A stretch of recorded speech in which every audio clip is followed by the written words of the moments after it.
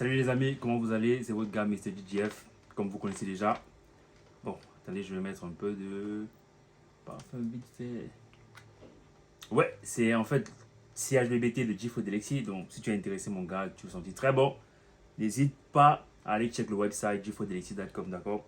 Bon, aujourd'hui, on va parler de ChatGPT et l'intelligence artificielle en général. Est-ce que je pense que l'intelligence artificielle va remplacer l'intelligence humaine ou les êtres humains en général? C'est de ça qu'il est question dans la vidéo d'aujourd'hui. Désolé, j'ai pas assez de lumière là. Mon ring là est cassé. Je sais que ça n'engage que moi, mais il fallait quand même que je souligne ça. Bon, et surtout, restez là jusqu'à la fin de la vidéo parce qu'à la fin de la vidéo, je vais aller sur mon ordinateur et je vais vous montrer comment ouvrir votre compte OpenAI et commencer à utiliser ChatGPT dès aujourd'hui. Parce que je me rends compte qu'il y a beaucoup de personnes qui n'utilisent pas encore cet outil et c'est vraiment une catastrophe. Si tu es jeune, tu vis aux États-Unis, euh, je pense que ChatGPT est disponible dans plusieurs autres pays aussi. Mais si tu peux avoir accès à ChatGPT, je pense que tu devrais normalement l'utiliser parce que c'est... Voilà, c'est le futur. Mais le futur est déjà là. Le futur, c'est déjà là. Voilà. Donc maintenant, pour répondre à la question, est-ce que je pense que l'intelligence artificielle va remplacer l'intelligence humaine ou l'être humain en général? Moi, je dirais pour le moment, non. Carrément, non. J'ai eu à utiliser presque tous les outils d'intelligence artificielle accessibles ici aux États-Unis dernièrement. Je peux vous dire qu'il y a encore des failles. L'intelligence artificielle ne réfléchit pas encore comme un être humain. C'est vrai, il a beaucoup d'informations. Il connaît un peu le tout sur presque tout, voilà. Mais il y a toujours des failles. Par contre, je pense que l'intelligence artificielle ne va peut-être pas pour le moment remplacer l'être humain ou les êtres humains. Mais certains êtres humains vont être remplacés par des êtres humains qui maîtrisent l'intelligence artificielle. Je ne sais pas si on se comprend. Est-ce que vous voyez un peu le jeu là? Est-ce que vous captez un peu le truc? Ce que je veux dire, pour le moment, l'intelligence artificielle ne peut pas remplacer l'intelligence humaine ou l'être humain, proprement dit. Mais ça peut faire en sorte qu'on remplace certains êtres humains par des êtres humains qui sont capables d'utiliser l'intelligence artificielle. Je m'explique. Vous voyez, en général, l'intelligence artificielle, c'est du genre, que ce soit ChatGPT ou les autres outils, vous allez peut-être utiliser les outils pour générer des tests, pour générer des images. Et aujourd'hui, on génère même des vidéos, même des avatars. Genre carrément, un avatar genre, qui est presque comme toi, en fait, avec un outil de l'intelligence artificielle. Genre, c'est incroyable. Mais il y a toujours des failles, comme j'ai dit. Si vous voyez sur la majorité des images générées par l'intelligence artificielle, par exemple, regardez bien les mains. Il y a toujours un problème au niveau des mains. Vous allez voir sur la personne a 6 doigts, sur la personne a un doigt qui n'est pas bien sorti. Il y a toujours des failles. Et en ce qui concerne les textes et tout, vous allez voir, par exemple, si je demande à ChatGPT de décrire un document, que ce soit un PDF, que ce soit un document pour parler de quelque chose et tout, que ce soit même, voilà, un livre en ligne, un e-book. Disons que tu veux faire un e-book sur, je sais pas moi, la cuisine camerounaise. Tu vas prendre quelques petites recettes aux gens, tu veux leur donner quelques petites astuces et tout, et vendre ton e-book, n'est-ce pas? Tu vas utiliser l'intelligence artificielle, tu vas rentrer les recettes et tout. L'intelligence artificielle va rédiger le livre pour toi, c'est vrai. Mais est-ce que tu vas publier ce livre-là sans prendre la peine de parcourir ce que l'intelligence artificielle a pu générer pour toi? Je pense que la réponse est non, mais je ne te conseillerais pas de le faire. Vas-y, tu es obligé de t'asseoir et lire tout ce que l'intelligence artificielle a généré en fait. Et tu vas te rendre compte qu'il y a des paragraphes qui n'ont pas trop de sens, on va dire ça comme ça. Tu vas te rendre compte qu'il y a des paragraphes, des phrases qui n'ont pas leur place là-bas dedans.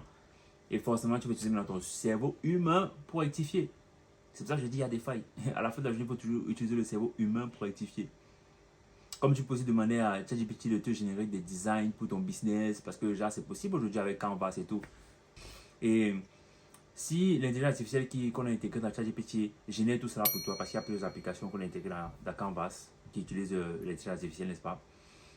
Ça va te générer un bon contenu, un bon nombre de contenus et tout ce qui va avec. Mais tu seras obligé d'aller de parcourir contenu par contenu pour voir si tout est bien. Si, je sais pas, la première phrase en tête est bien, si il faut que tu parcours et là tu utilises quoi? Ton cerveau humain. Là tu utilises ton cerveau humain. Je sais pas si je comprends. Ce que l'intelligence artificielle fait jusqu'à présent, c'est très bien, mais il y a toujours des failles. Et maintenant, pour combler ces failles-là, on aura besoin de l'intelligence humaine pour le moment. Peut-être dans le futur, vraiment, peut-être il va nous déclasser, chose que je doute quand même. Je doute. Parce que voici comment moi je vois les choses. En fait, l'intelligence artificielle en général, aujourd'hui, on l'utilise pour faire quoi? Pour tricher en fait. Un e-book que tu aurais pu écrire en, je sais pas moi, 1 mois, 2 mois, tu l'écris en 2, 3 jours parce que tu utilises l'intelligence artificielle et tout. Un design que tu aurais pu faire en 2 heures, 3 heures, tu réussis à faire ça aujourd'hui en 30 minutes. Ou même moins parce que tu utilises l'intelligence artificielle. Et genre, il y a beaucoup de choses. Donc en fait, on triche. Ce qu'on nous interdisait de faire à l'école là, vous vous rappelez et tout. On donnait un zéro, tout ce qui va avec. Parce qu'on veut que tu aies l'intelligence conventionnelle et tout. Aujourd'hui, pour réussir, on triche. On triche. En fait, l'intelligence artificielle aujourd'hui, c'est tricher en fait, carrément. C'est tricher. On pense que non, tu vas faire 3 heures, 4 heures sur un truc, peut-être pour, je sais pas, développer le website de quelqu'un.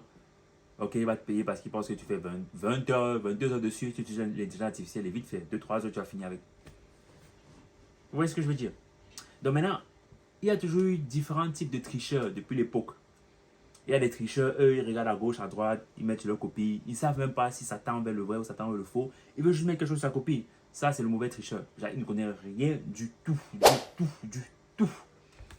C'est comme si, je sais pas, il est entré en classe hier, on a donné le test aujourd'hui, genre, il n'a jamais été en cours, il n'a aucune idée de quoi que ce soit. Maintenant, tu as le bon tricheur qui, lui, a au moins une idée de la chose. Et c'est au moins de quoi on parle là, de quoi il est question.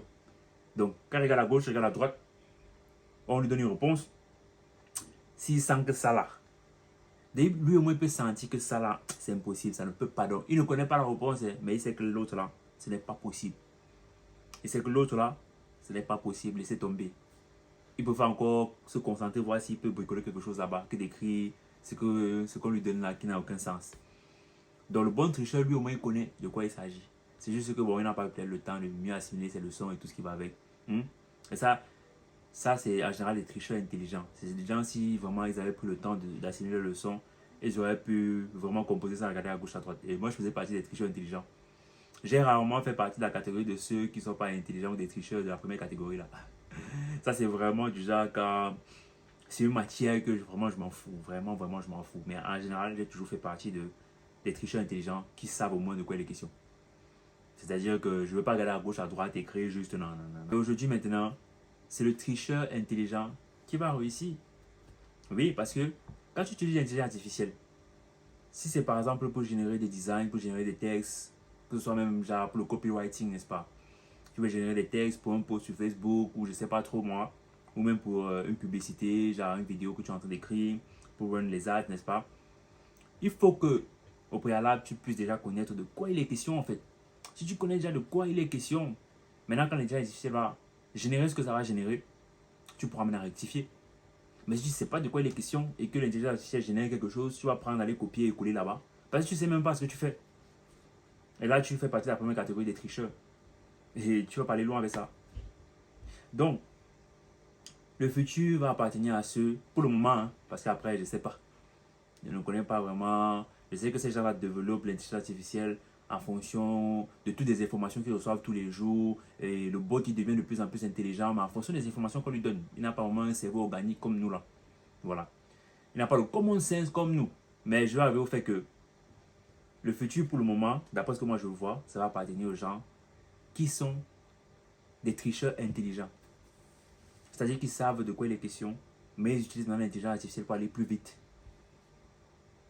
Je ne sais pas si on se comprend. Donc c'est en fait ça. Je ne pense pas que l'intelligence artificielle, pour le moment, va prendre le dessus sur les hommes, mais les tricheurs intelligents vont prendre le dessus sur les autres en fait. Donc si toi tu es un tricheur intelligent, et je t'implore à devenir un tricheur intelligent parce que voilà, personne n'a jamais dit qu'on devait jouer fair play.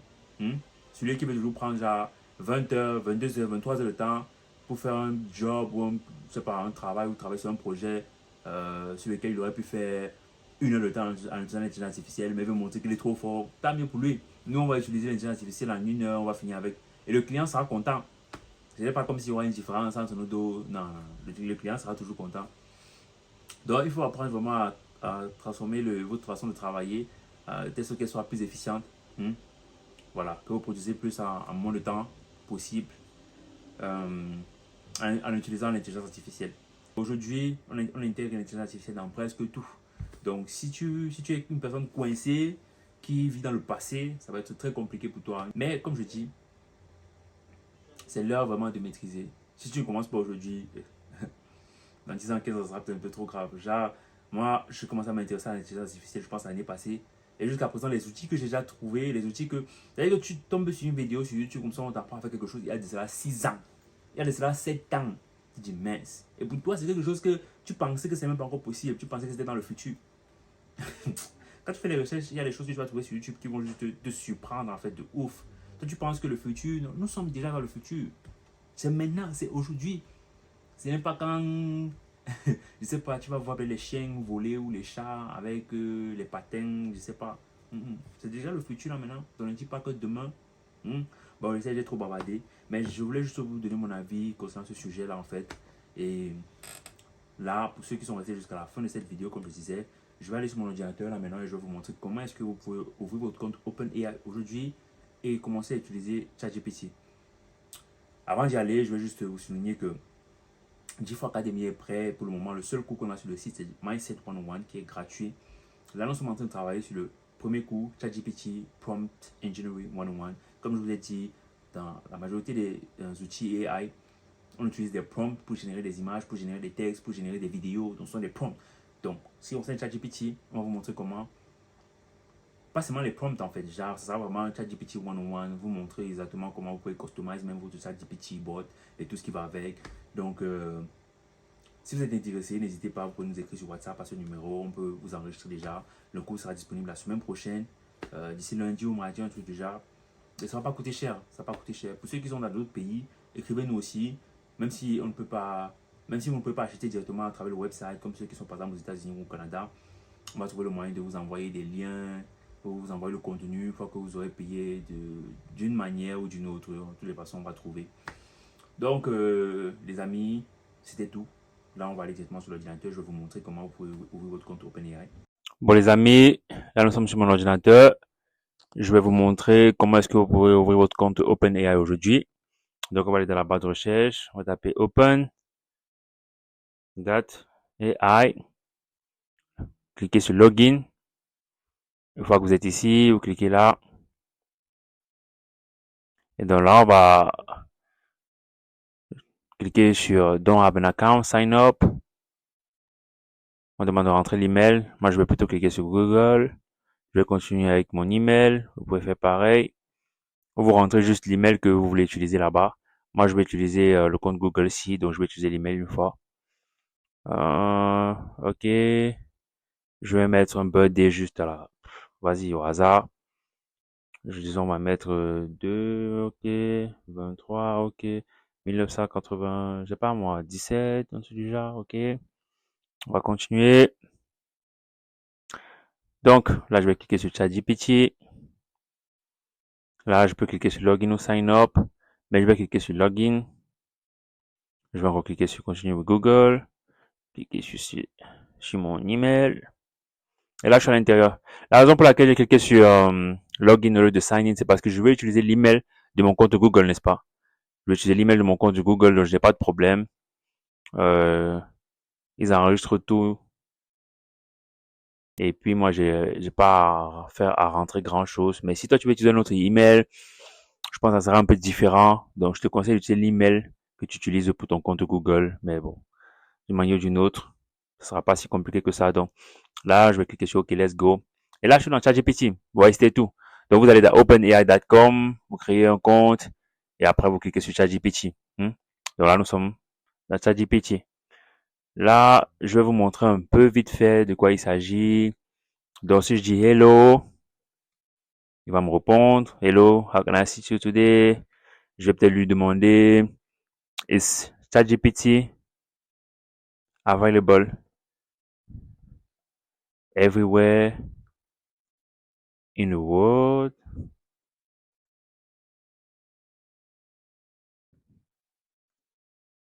Ok, je vais lui demander ça.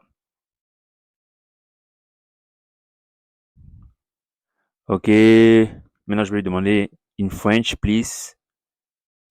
Bon, l'une des petites astuces qu'on utilise souvent, c'est dire in French, please. Ok, friendly. Quand je vais dire friendly language.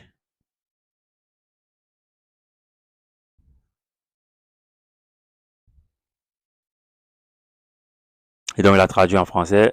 Bien sûr, en tant que modèle linguistique développé par OpenAI, ChatGPT est télécommande disponible dans le monde entier pour les utilisateurs ayant accès à Internet. Cependant, la disponibilité de certaines fonctionnalités ou l'accès à certaines plateformes peut varier en fonction des réglementations locales et puis patati patata. Donc, là, vous avez, voilà, vous pouvez ouvrir un nouveau chat ici. Bon, je peux pas vous montrer, genre, tout ce qui se passe ici, ça sera forcément pour une autre vidéo, d'accord? Ça, c'est juste pour vous montrer comment vous pouvez utiliser ChatGPT, commencer à utiliser ChatGPT aujourd'hui. Là, vous pouvez changer de version pour aller à ChatGPT 4, mais là, il va falloir payer. Voilà. Même chose ici, il va falloir payer. Vous voyez les prix. ChatGPT Free, c'est 0. ChatGPT Plus, c'est $20 le mois. Pour une équipe, c'est $25 par personne par mois. Et voilà. Voilà les amis, donc je vous ai montré comment vous pouvez ouvrir votre compte OpenAI et commencer à utiliser ChatGPT dès aujourd'hui. Ne me remerciez pas, ne me remerciez pas. Voilà, je le fais pour la communauté, for my people, you know what I'm saying. Allez, c'est moi, c'est G4 Academy. Achetez les cours qui vont vous intéresser ou vous partez du G4 Delexi ou commander mes huiles de parfum. C'est comme ça que vous pouvez aussi m'aider à être bien tous les jours pour pouvoir venir vous donner encore les astuces et les outils tous les jours. Non, il faut quand même que voilà. Donc, c'était tout pour aujourd'hui les amis. N'hésitez pas. N'oubliez pas de vous abonner et activer la cloche de notification pour la prochaine vidéo. Désolé encore pour le manque de lumière. Je vais arranger ça. Mais je ne peux pas passer une semaine sans faire de vidéo parce que c'est ça l'objectif. Une vidéo par semaine, je vais dire. Et je vais laisser le lien de OpenAI en commentaire. Je vais mettre le lien aussi de G4 Academy en commentaire. Le numéro de notre WhatsApp, c'est celui-ci là. Si vous êtes intéressé par le cours de ChatGPT qui arrive bientôt. Et donc les amis, c'était tout. C'était votre gars, Mr. GGF. On se retrouve la semaine prochaine pour une nouvelle vidéo. Ensemble. Nous on est au quad, on est hypé. T'as nous de petits, tu vas mal, on trop pour mal perdre. On n'a pas le time, on gère les affaires. Fais du bif, ouais, se faire la